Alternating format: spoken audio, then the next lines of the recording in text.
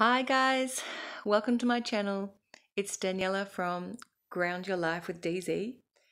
For those of you who are new to my channel, please like and subscribe and share with anyone that you think resonates with this video. Today we're going to be talking about what I would describe as the no way programming in the up and coming Starseed children. You might call them indigo children, starseeds, way showers, children of the light, whatever name you want to call them. I have two of my own, a nearly 2-year-old daughter and a just turned 6-year-old son. And specifically my daughter, over the past probably 4 to 6 months, really when her words have been developing a lot more, she has developed her favorite saying, which is, "No way!" Exactly like this. No way. And she really says it in the right context, in the correct context. So she doesn't just say it about anything. Like if there are things she wants to do, toys she wants to play with, games she wants to play, food she wants to eat, she won't just say no way. She will say yes, yes, please, yes. But if there are things she doesn't want to do, things she doesn't want to have, things instructions she doesn't want to follow, lately her favorite words are no way. And it's funny because it's not just no.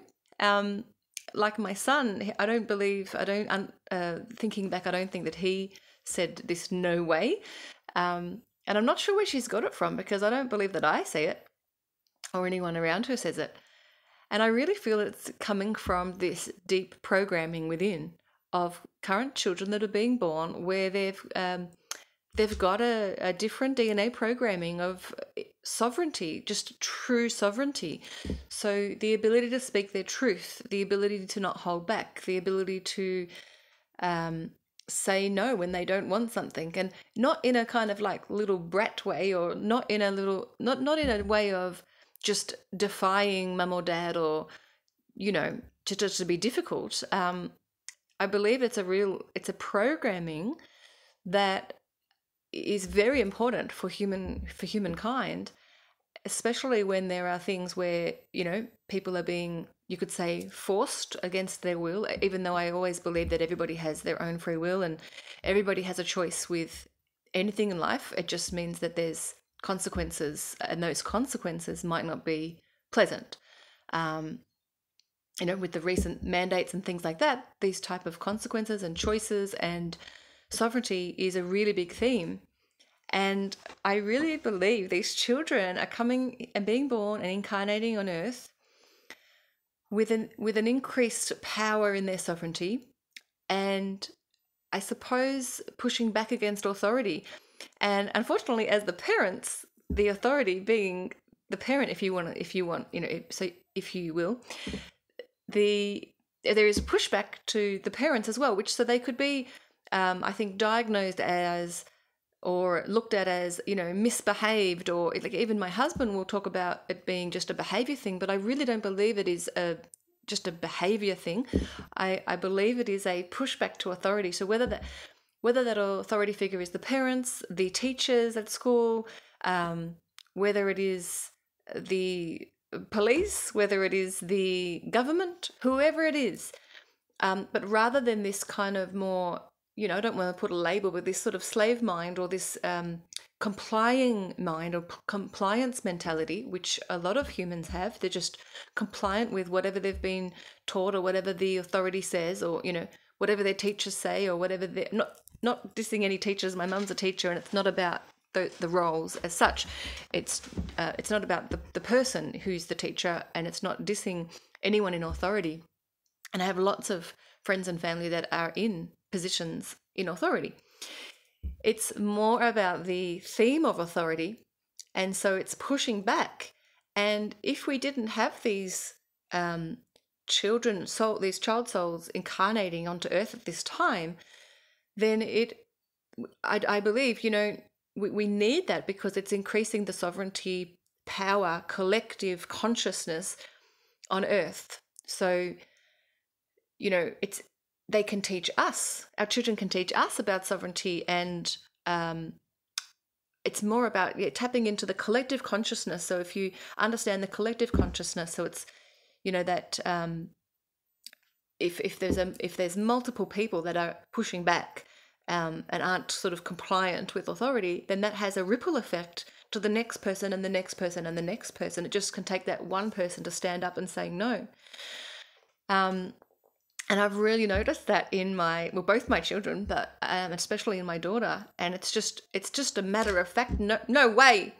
And I'd love to get her on. I wouldn't at this point in time on a YouTube channel, but it's cute. It's to the point that I have to laugh, but I have to force myself not to laugh, you know, obviously, because I don't want to discourage it. I don't know if I want to encourage it. At the moment, I'm neutral to it, and I just respect her wishes if she doesn't want to do a particular thing. And it was interesting because I was having a conversation so I had my mother-in-law stay last week at our house, and I had a conversation with her about, I think my husband might have had a word to her, but I really believe in a parenting style of sort of nurturing and respecting the choices of my children. And obviously, if it's not safe, so for example, if they want to run across the road and they're not capable of running across the road or walking across the road at that age because they don't know when the cars are coming and they're not going to look, obviously I'm not going to say, yeah, sure, your choice is to run across the road, go ahead. So obviously, if there's a safety boundary there, I'm going to intervene. But really, if it's most other things that are not, that don't have a sort of safety aspect to it, I really do try to enact their wishes of choice, and then teaching them healthy boundaries and, you know, about respect and things like that as well.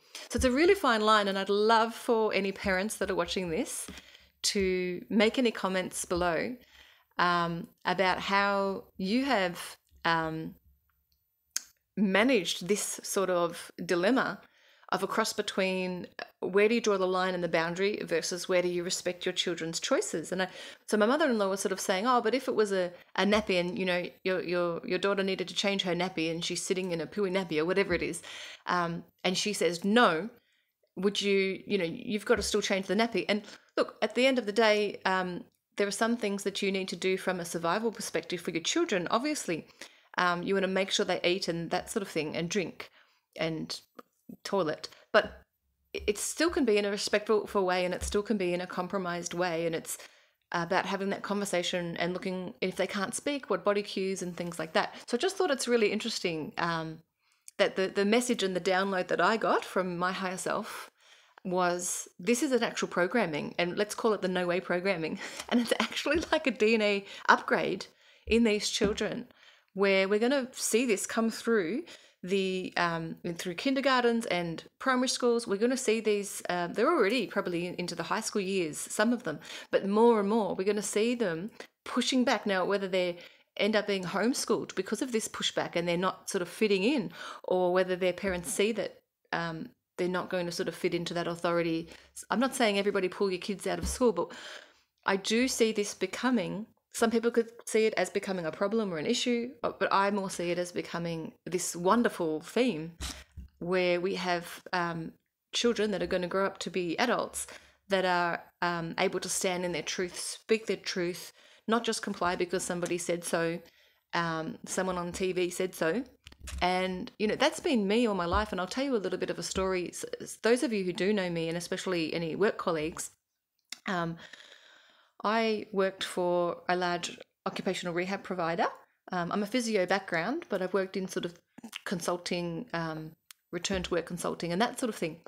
Anyway, the CEO of a very large company, I won't name, but a very prominent man, I was part of a team leaders and managers conference, and we went and we got flown from Melbourne to Sydney. It was a big conference that we had, and the CEO was talking about sick leave, and he was talking about trying to reduce absenteeism in the company, which is, of course, what any CEO wants to do. They want to reduce sick leave, absenteeism, because it's a cost for their business. But he went on to talk about sort of, you know, that if anybody has a sore toe, they can still come to work, or if they have a cough, they can still come to work. And this is pre-COVID.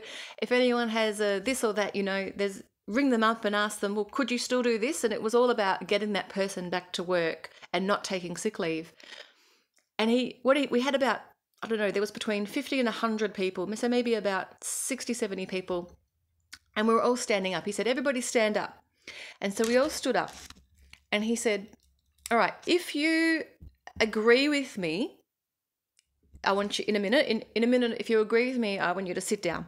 Okay, but if you disagree with me, that there, shouldn't be any sick leave, that we should just be eliminating sick leave and no one should be entitled to sick leave. If you disagree, stay standing. So he said, okay, so everybody stand up.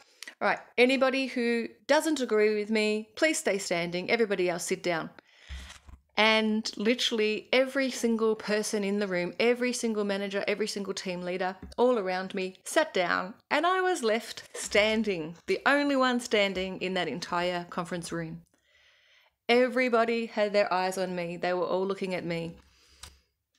Some were probably thinking, wow, she's got guts. Wish that I stood up because, I don't agree with him. I'm sure not everyone in the room agreed with him, And so all eyes were on me, and the CEO said to me, why are you still standing? Why do you disagree?